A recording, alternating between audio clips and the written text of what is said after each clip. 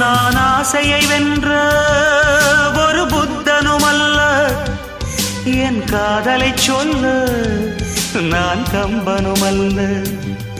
உன் காது கடித்தேன் நான் கனவினில் மெல்ல, இன்று கட்டி அணைத்தேன் இது கற்பனை அல்ல. அடிமனம் தவிக்கும் அடிக்கடி துடிக்கும் ஆசையை திறகிவிடு, இருவிழி மயங்கி இதழ்களில் இறங்கி உயிர் வரை பரகிவிடு.